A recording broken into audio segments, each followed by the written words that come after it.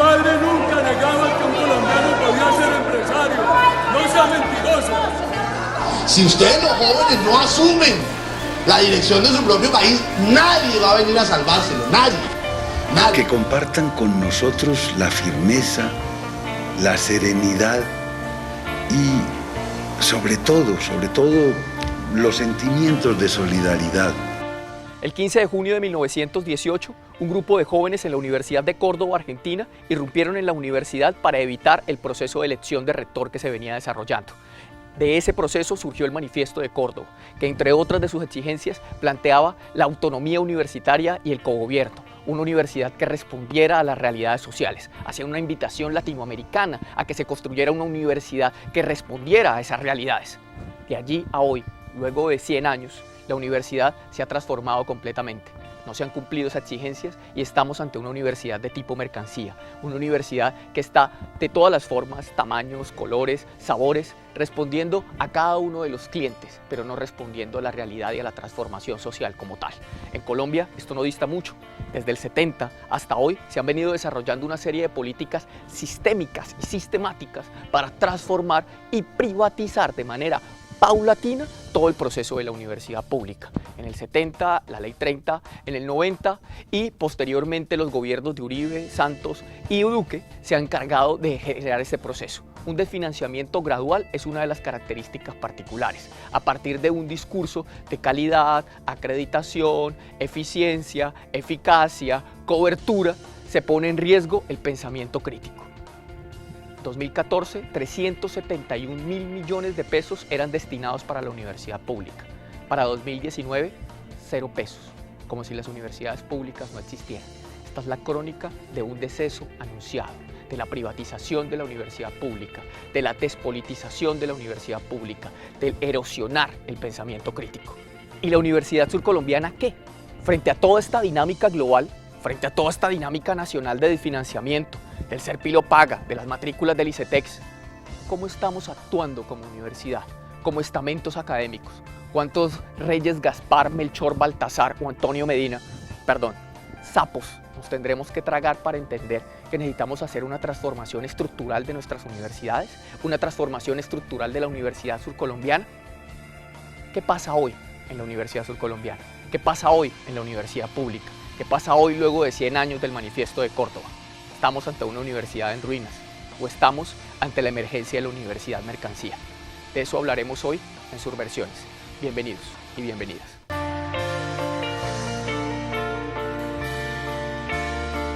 Bienvenidos a Surversiones. En el programa de hoy hablaremos sobre los 100 años después del Manifiesto de Córdoba. ¿Está una universidad en ruinas? Para poder conversar al respecto, tenemos invitados e invitadas para conversar un poco sobre cuál ha sido esa dinámica. Felipe Salcedo, de Lengua Castellana de la Universidad Surcolombiana, Alejandro Sepúlveda, del programa de Ciencia Política de la Universidad Surcolombiana también, y Marcela Giraldo, también del programa de Lengua Castellana. Junto a ellos y ella estaremos dialogando al respecto. 21 de junio de 1918 surgió el Manifiesto de Córdoba. Se cumplen en este año 100 años de una proclama de un grupo de estudiantes sobre una universidad que exigía autonomía, cogobierno, cátedra libre, diálogo de saberes, desmontar cualquier tipo de autoridad dentro del campo universitario y la construcción de una unidad latinoamericana. ¿Qué ha sido de ese Manifiesto de Córdoba hoy? ¿Cuáles son las implicaciones o la vigencia de ese Manifiesto de Córdoba en la universidad pública hoy en Colombia? Vamos a comenzar contigo, Marcela.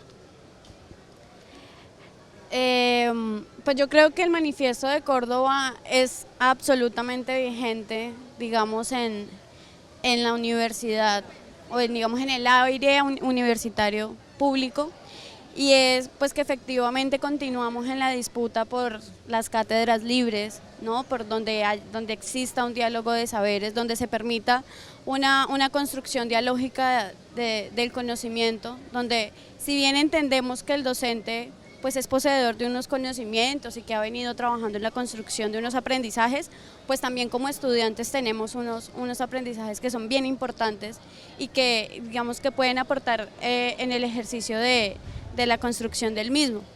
la autonomía universitaria y el desmonte de las autoridades dentro de las universidades, pues lo estamos viviendo. Yo creo que hablando del orden local en la Universidad Surcolombiana, la disputa, por ejemplo, porque la representación del gobernador salga del Consejo Superior Universitario, pues porque entendemos que hay decisiones que son de orden autónomo de la universidad. Entonces yo creo que, y lo planteábamos en algún momento con diferentes compañeros, pues el manifiesto de Córdoba en realidad está muy vigente aún a 100 años de haberse generado.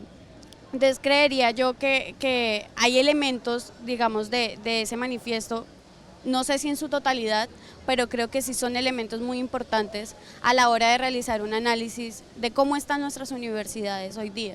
Creería yo que primordialmente en esas cosas. Y unidad, digámoslo, latinoamericana, o al menos hablando del orden nacional en Colombia, pues creo que también se está viviendo un aire muy interesante de retomar algunas dinámicas de resistencia de las universidades en el país, ¿no? Lo que en algún momento fue, por ejemplo, la MANE, creo que en estos momentos pues busca levantarse, digamos, poco a poco el movimiento estudiantil. Creería yo que hay varios elementos que podríamos ir encontrando en la medida de que se vaya realizando como el ejercicio de la búsqueda de los mismos.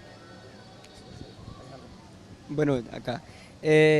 No, yo creo que una de las importancias que tiene este manifiesto de Córdoba es la capacidad de coagular, cohesionar las disputas universitarias, pero también la capacidad política que tiene este manifiesto de Córdoba y la trascendencia académica también que tienen las universidades. Me gustaría leer textualmente una parte de este manifiesto en el cual evidencia el carácter, el cual evidencia la posición política, la visión académica y científica que exigen dentro del manifiesto de Córdoba.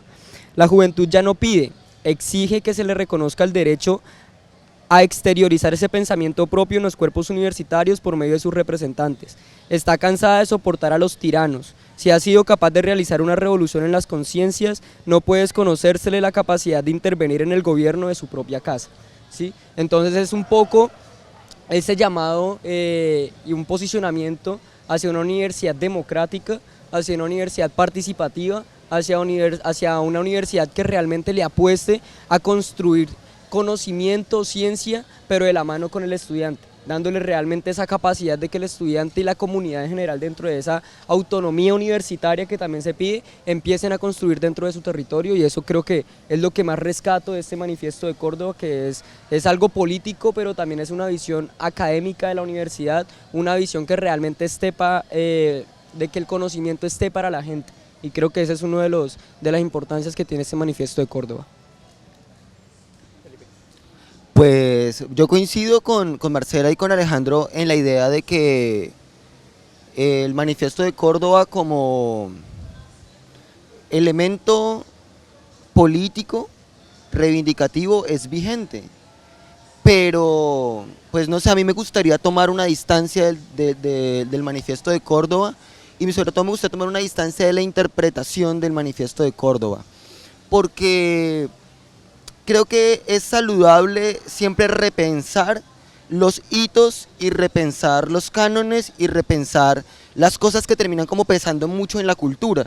En este caso es la cultura universitaria y la cultura de la lucha estudiantil, que se configura como cultura en la medida en que tiene unas prácticas, tiene unos discursos, tiene unos hábitos, genera unas emocionalidades y también tiene unos repertorios de acción definidos.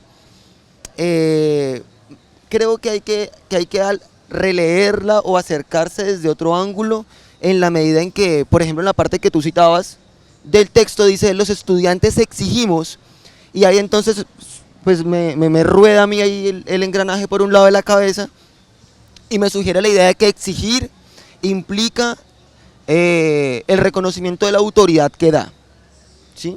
Y el reconocimiento de la autoridad que da está fijada sobre todo en unas formas del autoritarismo, en unas formas del poder, en unas formas del gobierno que son extremadamente rígidas, claras y manifiestas.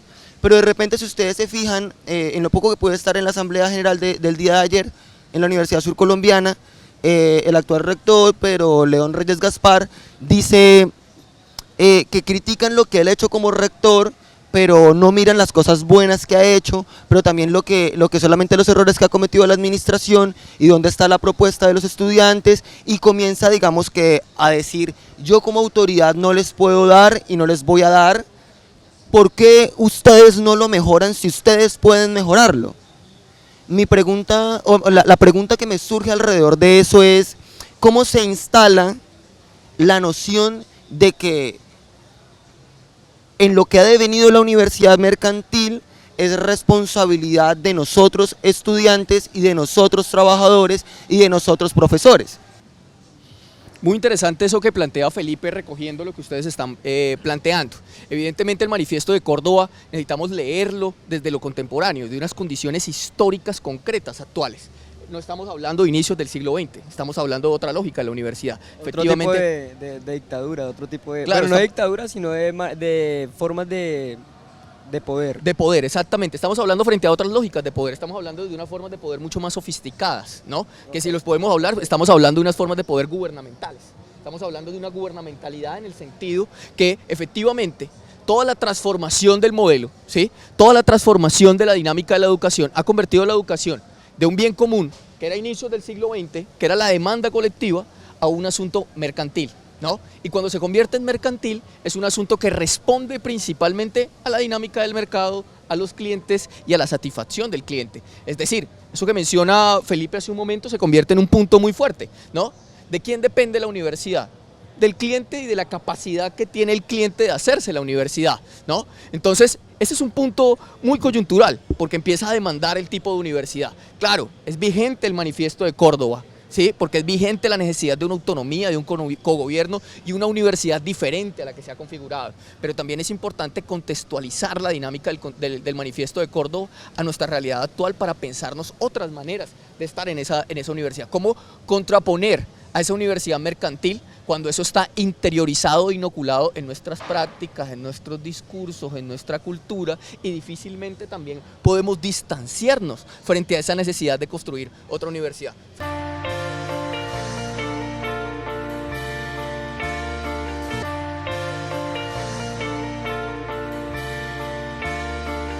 A mí me gustaría iniciar con un elemento que menciona sobre el tema de la autonomía, para enlazarlo con el elemento anterior, y es decir, si comenzamos a repensar las formas del poder y la forma en que el poder actúa en la vida cotidiana de las personas, pues porque también hay que pensar que el poder no es un asunto como espiritual, ahí etéreo, que está como en otra dimensión. Ontológico, dale una categoría ontológica. Sino que el poder es la vida cotidiana, las cosas como se hacen en la vida cotidiana, en las relaciones cotidianas. Entonces, si repensamos la forma en que ese poder se expresa en la vida cotidiana, pues por lo tanto también hay que repensar la autonomía, porque la autonomía es la posición con la cual yo interpelo el poder. Si el poder cambia de forma, muta, se transforma, pues yo también tengo que transformar y mutar mi idea de autonomía. ¿Cuál es la autonomía que en la universidad contemporánea, mercantil en efecto, pues se necesita? Pues yo no puedo responder eso, ¿no? Pero me gustaría es ayudar a elaborar la pregunta. Yo comparto un poco que la línea de discusión en la que vamos es la transformación misma de las dinámicas del poder, ¿sí? Yo creo que es empezar a construir realmente una democracia donde el estudiante sienta que hace parte de, ¿sí? Y eso es parte de participar, o sea, eso es la esencia de participar, es que el ser se sienta parte de donde está. Entonces yo creo que de una u otra forma esa es la línea dentro del manifiesto de Córdoba, y un poco, pues, 1918 es otro contexto, ¿no? Es otra dinámica del poder más directas, creería yo, más de presión y represión, sí, un poco esa dinámica de poder. Entonces yo creo que por eso mismo se empiezan a dar estas lógicas de una disputa concreta, de una disputa concisa. Pero entonces yo creo que en este momento es crear esa visión bajo las dinámicas en las que ya nos encontramos del poder, ¿sí? Y es cómo utilizar y cómo navegar como peces, un poco construyendo esa identidad del poder desde la autonomía, ¿sí? Porque si bien los postulados del manifiesto es para empezar a identificar la universidad realmente como algo independiente al poder ya establecido, Sí, es realmente darle esa autonomía a la universidad de construir sus dinámicas, de construir su propia identidad, su propia visión, ¿sí? Sus propios aportes del conocimiento, qué quiere aportar, a qué región, ¿sí? Todo ese tipo de autonomía. Entonces yo creo que en este momento lo que se tiene que empezar a dar es la reconfiguración de ese concepto de autonomía universitaria. Cómo se está planteando esa autonomía universitaria y cómo realmente podemos desligar esa relación de poderes, tanto lo estatal como la autonomía universitaria en sí. Digamos que ahorita que Felipe hacía como la lectura de la vigencia pues del manifiesto en nuestros días y que luego vos retomabas como algunos elementos, pensaba yo, digamos, trayéndolo ya al orden, digamos, de la Universidad Surcolombiana, sobre todo pensando también en lo que pasó ayer en la asamblea universitaria, en lo referente al tema de efectivamente cómo es vigente el manifiesto de Córdoba, pero pues cómo los contextos, digamos, por épocas, por espacios varían un montón. Y tengo como el interrogante, por ejemplo, desde la Universidad Surcolombiana, ¿cuál ha sido la lectura de contexto a la hora de mutar, digamos, como lo menciona Felipe, esas dinámicas en torno al asunto del poder? Porque creo yo, o es una como de las fallas que yo más encuentro, y es que muchas veces nos cuesta, digamos, hacer la lectura de cómo el que vos estés sentado en el piso en estos momentos no tiene que ver con un asunto del gobierno pues local o del rector en estos momentos, digamos de Pedro Reyes, sino que responde efectivamente a unas lógicas internacionales, ni siquiera nacionales, sino que son unos lineamientos que vienen desde otros países porque necesitamos responder pues a un sistema de producción. Entonces pensaba, digamos, cómo rehacer o releer o ir uniendo esas lecturas de contexto, porque efectivamente están, pero están ahí como transparentes, como invisibles, como que no las estamos, como que estamos creyendo que todo va desligado. Entonces el problema de que las puertas de la universidad cada vez sean más pequeñas no es simbólico con que el acceso a la educación que sea cada vez más limitado. Estaba pensando sobre todo como en esas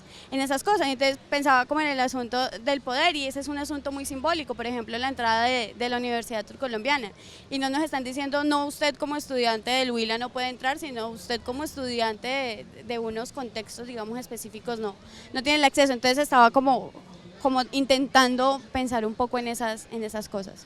¿Qué implicaciones tienen la continuidad o las exigencias de ese manifiesto de Córdoba para la situación que hoy vive la Universidad Surcolombiana? ¿Cuáles son los desafíos que tenemos hoy como comunidad estudiantil, como comunidad docente, como parte de esta universidad, para poder sostener y exigir y garantizar lo que hace 100 años nos venimos movilizando frente a ello, pero también situarlo en lo que estamos viviendo hoy en la universidad? Entonces comenzamos con Marcela y vamos planteando esos desafíos. Bueno, ¿qué exige? Creo que ya lo planteaba anteriormente, y es que pues en primera medida exige una lectura de contexto, ¿no? Que sabemos entonces cuáles eran las dinámicas en las que emerge el manifiesto de Córdoba a partir de lo que hemos leído, de lo que se nos ha contado, pero también estamos viviendo un momento, digamos, crucial en lo que es hoy la Universidad Surcolombiana. Entonces creería yo que lo primordial y lo primero es leer ese contexto, saber cuáles son esas necesidades que tenemos. Entonces lo planteaba al inicio, y es, por ejemplo, cuál es la participación o por qué de la participación digamos, de los entes administrativos locales, como es el gobernador, dentro del Consejo Superior Universitario, ¿sí? Si estamos hablando de autonomía, y ya mencionaba Felipe en algún momento que también es un asunto de unas libertades, pues ¿cuál es el papel, digamos, desde las lecturas del manifiesto de Córdoba en la Universidad Surcolombiana? Entonces, si no reconocemos cuáles son esas implicaciones, si no reconocemos qué es lo que nos está pasando como Universidad Surcolombiana, si no sabemos cuáles son, digamos, las disputas que deberíamos estar dando como Universidad Surcolombiana y que creo que se han venido dando y que no es de legitimar, como mencionaba en algún momento Felipe, pues porque por ejemplo la Universidad Surcolombiana ha tenido una historia muy bonita de resistencia desde su propio nacimiento, pues como a partir de esa lectura de contexto entonces comenzamos a proponer otras cosas que sean acordes a nuestras realidades, ¿sí?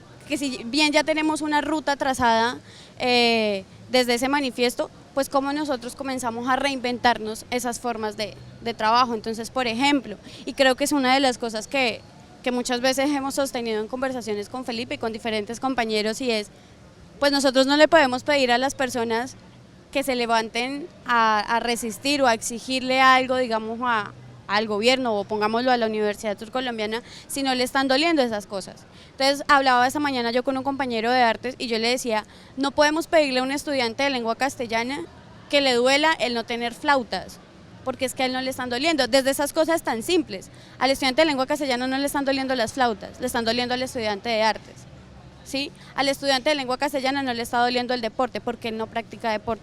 Entonces, ¿cómo enamorar al estudiante, cómo enamorar a los estudiantes para que comiencen a trabajar a partir de esas cosas que le están moviendo? No podemos pedirle que todas las personas prioricemos las mismas cosas, porque para mí hoy es muy importante hablar del papel del educador en un contexto situado, en una educación que responda a unas necesidades, pero para otras personas simplemente no lo es. Para unas personas es muy importante hablar de investigación, para otras personas simplemente nos gusta el deporte. Entonces, ¿cómo comenzamos a confluir desde esas,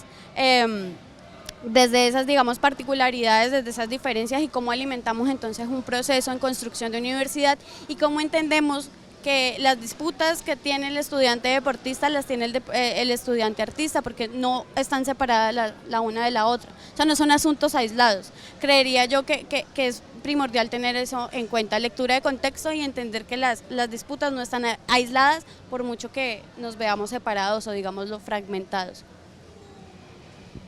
Bueno, yo quisiera retomar un poco con la idea que terminó Pipe pues en su presentación anterior, y es ¿por qué no cambian las consignas, no?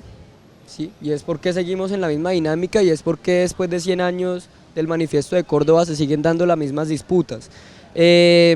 Yo soy uno de los convencidos de que la academia no debe estar para el mercado, sino el mercado para la academia, ¿sí? O sea, el mercado debe responder a las funciones realmente de la academia, y yo creo que hay parte de la autonomía universitaria, de que la universidad tenga la capacidad de brindar una línea, ¿sí? Eso ya es desmercantilizar un poco la educación, ¿sí? Es decirle, bueno, la academia tiene un peso académico, tiene una racionalidad que se supone que es la base como tal de la universidad, entonces ella debe ser quien pone las líneas de juego. En la universidad estamos viendo decisiones autoritarias, ¿sí? Dependencias, decanaturas, jefes de programa, ¿sí? Decisiones que se toman deliberativamente entre los estudiantes, como por ejemplo la planta docente de políticas públicas en ciencia política, ¿sí? Que realmente va a ser una planta docente esencial para la formación del politólogo dentro de la región surcolombiana, ¿sí? Entonces llega un nuevo decano, una nueva administración, y entonces cambia el perfil al modo del decano.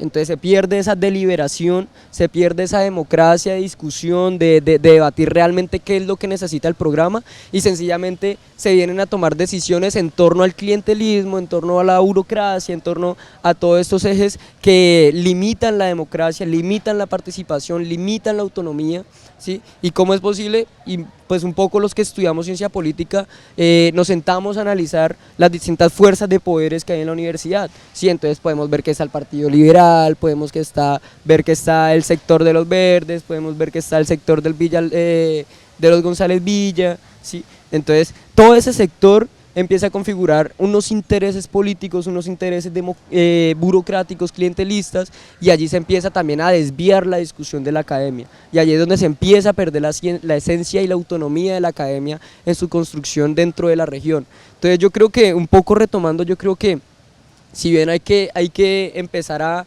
crear esa estrategia contrapoder, ¿sí? O sea, esa estrategia que realmente sea oposición a este poder ya establecido, pues yo creo que sí hay que empezar a repensar esa estrategia de disputa, ¿sí? Y yo creo que ese es el proceso en el que estamos, y es esa transición que está dando las universidades en Colombia, ¿sí? Y es la discusión que se tienen que empezar a dar en las ágoras, y es la discusión hacia donde nosotros autónomamente redirigimos. Lo que tú dices es totalmente cierto. O sea, el delegado del gobernador, ¿por qué tiene que estar acá? Se supone que es autónoma, ¿sí? ¿Por qué se tienen que tener acá aliados políticos y no meritocráticos, que es una de las máscaras que utilizan para poder poner a funcionar esta vaina, ¿sí? Y es realmente cómo se le da la esencia a la academia, y no realmente a los intereses personales, y mucho menos los intereses al mercado. Entonces yo creo que desmercantilizar la educación, vuelvo y reitomo, es dar ese giro, ¿sí? Es dar ese revolcón propositivo de que realmente sea la academia quien empiece a dar las direcciones de la región.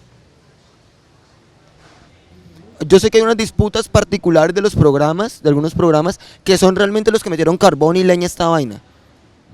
Sé que hay una inconformidad frente al tema del proceso de designación de rector, que está en curso, que está inclusive para dentro de 2 semanas, y pues sé que en general hay un descontento de la comunidad universitaria frente a diferentes situaciones. Creo que si no sabemos qué es lo que estamos disputando, eso que en un momento fue bueno, que fueron las individualidades que se suman, continúan como individualidades y pierden contundencia y fuerza. Entonces lo que yo creo es que hay que definir qué es lo que se está peleando, pues para saber hacia dónde es que se avanza. Por otro lado, me parece que es importante ser radical en la planeación y ser cautos en la ejecución. Eso es una premisa de Simón Bolívar, ¿no? Que creo que él tiene razón en esos aspectos de la táctica y la estrategia. Porque es decir, tenemos que ser radicales en cómo interpretamos la política, pero tenemos que ser cautos en cómo desarrollamos lo político. O sea, la acción. Por un lado a mí se me ocurre, pues se ha hablado inclusive de que se exija que se renueve la terna para las elecciones de rectoría. Yo me pregunto, ¿eso qué problema soluciona? ¿Eso me soluciona el problema del proceso de designación de rector? ¿Eso me soluciona que el voto en blanco no esté regulado? ¿Eso me soluciona que tenga que hacer fila 40 minutos para almorzar un almuerzo de mierda en la venada? ¿Eso me soluciona? ¿O eso me ayuda a solucionar?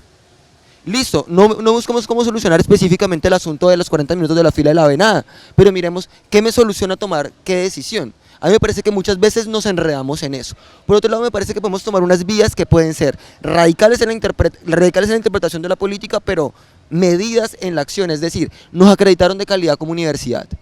¿Cuáles son las obligaciones que tiene la universidad y el ministerio con la universidad en relación a mantener esa acreditación de calidad? Estamos hablando de planta docente, estamos hablando de investigación, estamos hablando de qué.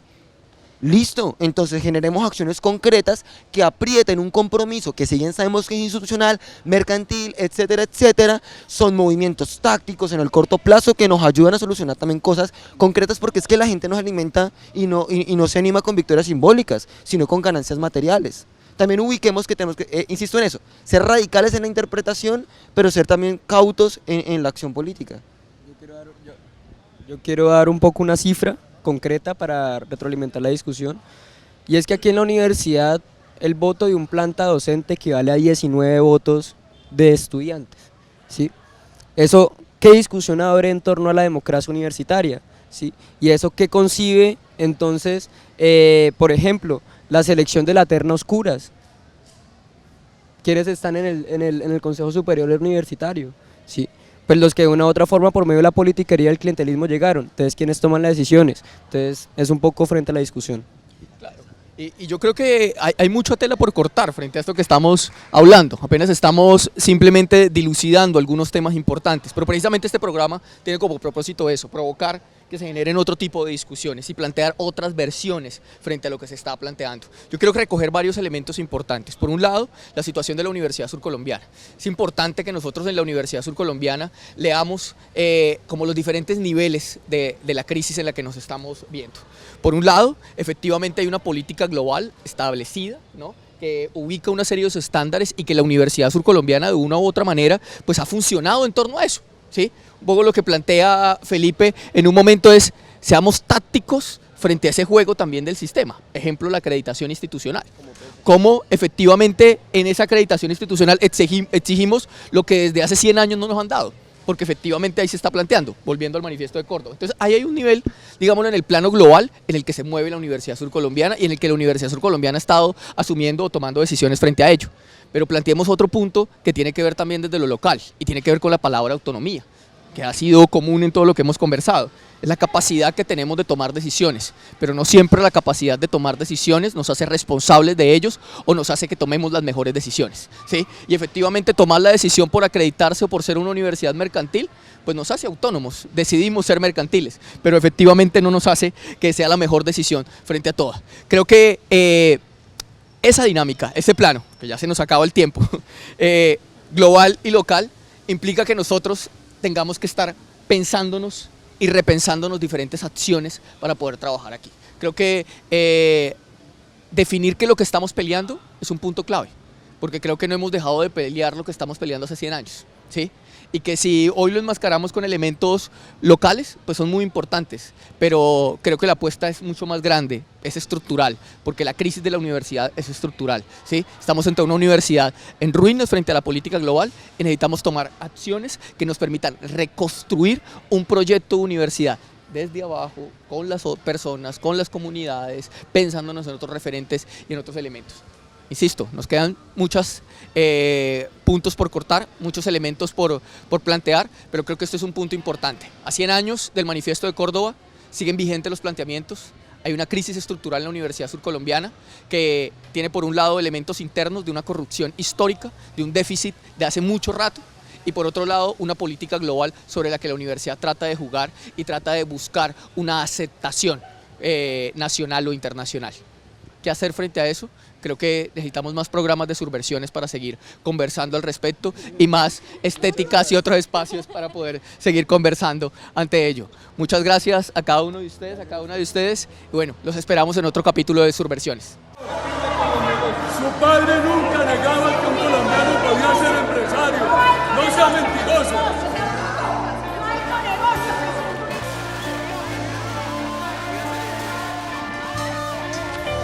Que compartan con nosotros la firmeza, la serenidad y sobre todo, los sentimientos de solidaridad.